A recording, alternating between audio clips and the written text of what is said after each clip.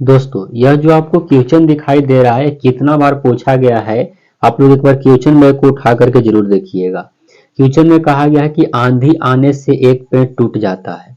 इतना पढ़े तो इसी आपको याद आ गया होगा कितना बार पूछा है। टूट जाता है और टूटा हुआ भाग टूटा हुआ भाग इस प्रकार मुड़ जाता है कि पेड़ का शिखर जमीन को छूने लगता है। पेड़ का शिखर जमीन को छूने लगता है, ठीक है। और उसके बाद क्या कहा गया है, छूने लगता है और उसके साथ 30 डिग्री का कोण बनाता है, 30 डिग्री का एंगल बनाता है, 30 डिग्री का कोण बनाता है ना।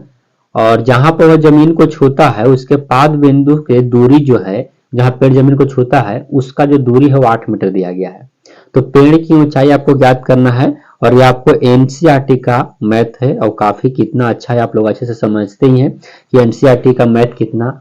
तो देखिएगा इसको हम बनाने का प्रयास करेंगे और काफी अच्छा है, 5 नंबर का पूछा जाता है यह मैथ। इसका आकृति इस तरह का होगा, इसको क्वेश्चन को हम हटा देते हैं, है ना। इस तरह का आकृति होगा, देखिए यह जो है आपका पेड़ है, ठीक ना। ये जो आपका इस तरह से पेड़ दिया गया है, ये पेड़ है आपको, और ये जो ऊपर का भाग है एडी जो आपको दिखाई दे रहा है, ये वाला एडी यही टूट करके नीचे गिर गया है, नीचे गिर करके इसको छूने लगा है ना। तो एडी और ई वाला जो एसी आपको दिया गया है दोनों के दोनों सेम है, क्योंकि टूटा हुआ भाग को यदि सोधा कर देंगे तो फिर से यह पेड़ बन जाएगा। और आपको यानी पूरा पेड़ की ऊंचाई निकालना है, यानी बी और डी निकालना है, पूरा बी डी। याद आपको यह रखना है कि ई वाला भाग और ई वाला भाग दोनों सेम ही है, यानी हम ई वाला निकाल लेंगे और ई वाला निकाल लेंगे और दोनों को जोड़ देंगे तो हमारा आंसर आ जाएगा। अब आप लोग ऐसे क्वेश्चन को अक्सर पढ़े होंगे जो दिया हुआ रहता है और जो निकालना होता है संबंध लगाना होता है। देखिए हमारा दिया गया है क्या, यह आधार दिया गया है, 8 मीटर धार दिया गया है और हमको ई वाला निकालना है, यानी ए बी निकालना है। तो आधार और लंब यानी लंब बटा आधार किस में, तो बोलिएगा 10 में। तो हम यहाँ पर सिंपल से इसको फिगर को बाद में कर देते हैं और यहाँ पर लगा लेंगे काची, यहाँ पर लिखेंगे कि त्रिभुज ए बी सी में, त्रिभुज ए बी सी में, देखिए यहाँ पर आकृति आपको नजर आ रहा होगा ए बी सी में, ठीक है। ए बी सी में चलना है, कोण कितना डिग्री है, तो 30 डिग्री का है। आप यहाँ पे यह भी लिख सकते हैं कि थीटा बराबर क्या डिग्री, थीटा बराबर क्या डिग्री, तो 30 डिग्री, है ना। इस तरह से आपको लिख देना है। अब आपको क्या करना है, संबंध लगाना है। संबंध आप अच्छे से लगा लीजिए, यानी हमारा जो संबंध लगाना है वो ये वाला लंब में लगाना है और आधार में लगाना है। तो लंब आधार कौन में होता है, तो tan थीटा में होता है। तो यहाँ पर tan थीटा लिख लेंगे बराबर आधार यानी लंब कितना है, ये भी है, ये भी लिख लेंगे। और आपको आधार कितना है देख सकते हैं आप लोग, आधार कितना दिया गया है, तो BC दिया गया, इस तरह से BC लिख लेंगे। और BC आपको 8 दिया गया, रखिए तो tan ज्यों के त्यों रखेंगे। थीटा का मान आपको दिया गया है 30 डिग्री, तो 30 डिग्री रखेंगे बराबर आपको AB बटा BC। आप इसको लिख करके बनाना चाहते हैं तो आप लिखिएगा भी कि माना कि पेड़ की ऊंचाई क्या है, AB BD है, ठीक ना। इस तरह से मैं आपको लास्ट में बता दूंगा, कोई बात नहीं, हम इसको इस तरह से हल करेंगे तो tan 30 डिग्री हो जाएगा। AB आपको नहीं दिया गया है तो रहने दीजिए, और BC आपको 8 दिया गया था। आप लोग यहाँ आकृति देख सकते हैं कि यहाँ से यहाँ तक की दूरी कितना दिया गया है, 8 सेंटीमीटर दिया गया है, यानी 8 मीटर दिया गया है। अब tan 30 के मान आप सभी लोग को पता है कि 1 बटा कितना होता है, √3 होता है, और बराबर आपको AB बटा कितना हो जाएगा, 8 हो जाएगा। तिरछे तिरछे गुना करिएगा तो AB बराबर हमारा आ जाएगा क्या, 8 बटा √3 आ जाएगा। आप इसको इतना रहने दीजिए, समीकरण इसको 1 मानिएगा, यानी AB हमारा आ गया, ये भी आ गया है ना। ये भी कितना है, 8 बटा √3।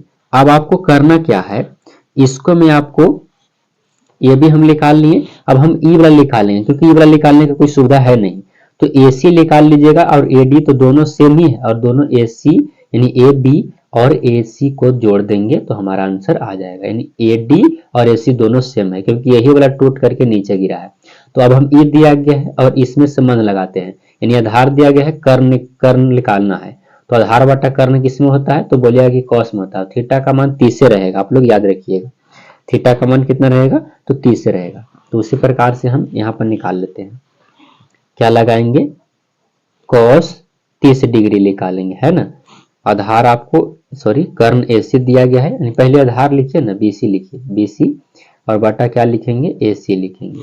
अब cos 30 का मान आप सभी लोग को पता है कि क्या होता है, √3/2 होता है।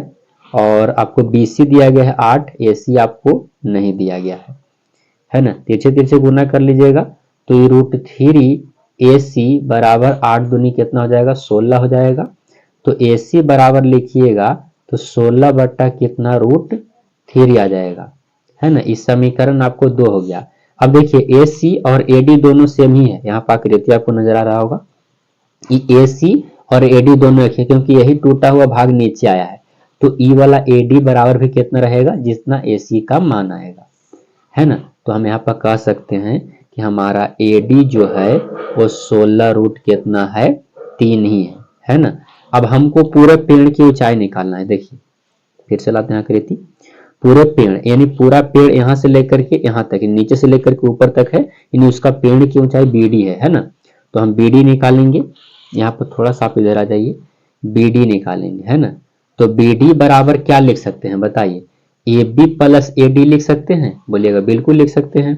तो हम इसको लिख देते हैं कि AB प्लस काची AD लिख देते हैं। अब AB आप अभी निकालें, इसका आकृति को हटाइए, AB आप निकाले हैं कितना, देखिएगा 8/√3। तो यहाँ पर 8 बटा कितना हो जाएगा, √3 हो जाएगा। ये ऐड है तो ऐड कर देंगे। और AD भी अभी निकाले आप, AD कितना, 16/√3। तो 16 बटा कितना हो जाएगा, √3 हो जाएगा। इसका एलसीएम आपको कितना होता है, √3 हो जाएगा, है ना। तो यहाँ पर 8 हो जाएगा और ये 16 हो जाएगा, है ना। तो 8 कितना हो जाएगा, 16, 24 हो जाएगा, यानी 24√3। और √3 से आपको परिमेयकरण कर देना है, हरों का परिमेयकरण, है ना। तो आपको ऊपर आ जाएगा 24 रूट कितना आ जाएगा, 3 आ जाएगा। अब नीचे 3 3 9 के वर्गमूल 3 आ जाएगा, काटिएगा तो कई बार में, 8 बार में कट जाएगा, यानी 8 रूट कितना आ जाएगा, 3 आपका सही उत्तर हो जाएगा इसका पूरे पेड़ की ऊंचाई। तो यह जो क्वेश्चन था दोस्तों, एक बार हम शुरू से दिखाने का प्रयास करेंगे। इस तरह से आपको बनाया हुआ है, आप इसको चाहेंगे तो यहाँ पर मान सकते हैं, क्या लिख देंगे कि माना, है ना, माना कि पेड़ की ऊंचाई BD है ना। इस तरह से आपको, और इस तरह से आपको धीरे धीरे करके नीचे बनाया हुआ है, और काफी अच्छे तरीके से उम्मीद करते हैं कि आपको समझ में आ गया होगा। अगर कहीं भी कंफ्यूजन है तो कमेंट करिएगा, हम आपके लिए फिर से दोबारा इसको बना सकते हैं। तो बाकी वीडियो अच्छा लगा हो तो वीडियो को लाइक करिएगा। और कितना इंपॉर्टेंट क्या क्वेश्चन है, कई बार पूछा हुआ क्वेश्चन है, NCERT का यह क्वेश्चन है, तो दोस्तों के पास शेयर भी कर दीजिएगा। बाकी मिलेंगे नेक्स्ट वीडियो में, तब तक के लिए जय हिंद प्यारे दोस्तों।